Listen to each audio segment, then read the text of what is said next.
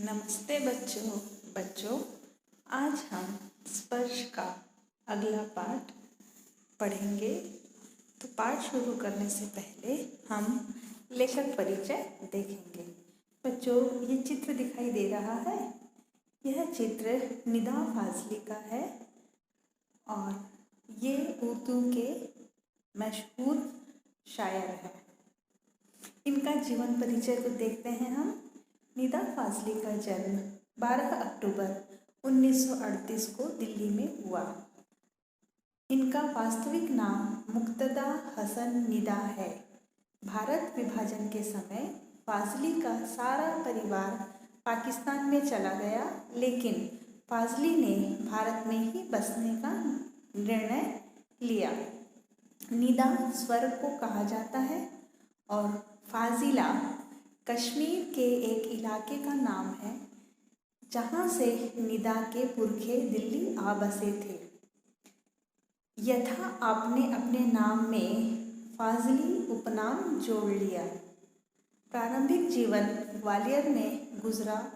ग्वालियर में रहते हुए इन्होंने उर्दू अदब में अपनी पहचान बना ली और बहुत जल्द ही उर्दू की 60वीं पीढ़ी के एक महत्वपूर्ण शायर के रूप में पहचाने जाने लगे।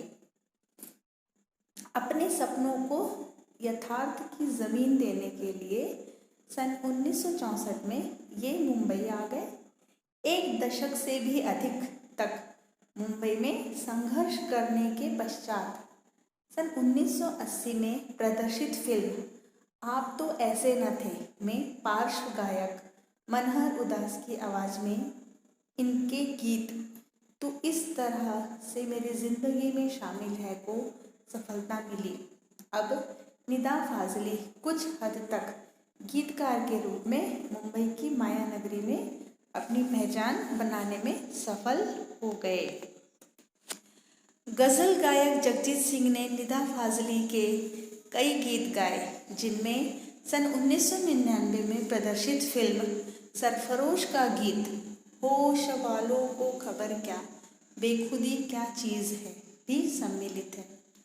फाजली की कथनी और करनी में फ़र्क न था। फाजली का एक दोहा देखिए, सूफ़ी का कौल हो या पंडित का ज्ञान, जितनी पीते आप पर उतना ही सच मान। अपना पहला काव्य संकलन लफ्ज़ों के पुल प्रकाशित होते ही आप भारत और पाकिस्तान में प्रसिद्ध हो गए। इससे पहले अपनी गद्य की किताब मुलाकातें के लिए आप काफ़ी चर्चित रह चुके थे।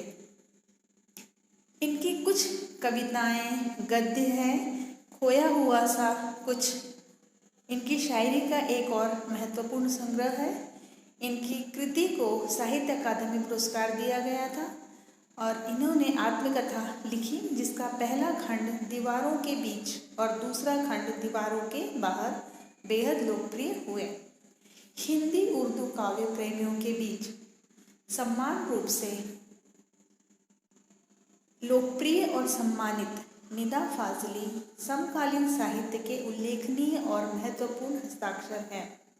18 फरवरी 2016 को मुंबई में निदा फाजली का निधन हो गया। तो बच्चों, ये था निदा फाजली का जीवन परिचय और आज हम इनके द्वारा लिखा गया गद्य अब कहाँ दूसरे के दुख से दुखी होने वाले पढ़ेंगे। तो पहले हम पाठ प्रवेश पढ़ लें।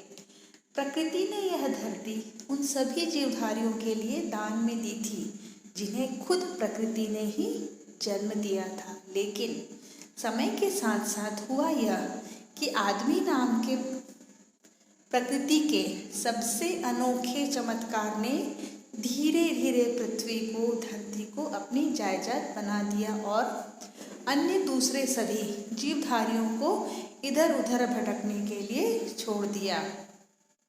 इसका अंजाम यह हुआ कि दूसरे जीवधारियों की या तो नस्ल ही खत्म हो गई या उन्हें अपने ठिकानों से कहीं दूसरी जगह जाना पड़ा, जहां आदमी न पहुंचा हो। कुछ जीवधारी तो आज भी अपने ठिकानों की तलाश कर रहे हैं। अगर इतना ही हुआ होता तो भी संतोष किया जा सकता था, लेकिन आदमी नाम का यह जीव सब कुछ समेटना चाहता था और उसकी यह भूख इतना सब कुछ करने के बाद भी शांत नहीं हुई। अब वह इतना स्वार्थी हो गया कि दूसरे प्राणियों को तो पहले ही बेदखल कर चुका था, परंतु अब वह अपनी ही जाति अर्थात मनुष्यों को भी बेदखल करने में जरा भी नहीं हिचकिचाता। परिस्थिति यह हो गई कि न तो उसे किसी के सुख दुख की चिंता है और न ही किसी को सहारा या किसी की सहायता करने का इरादा।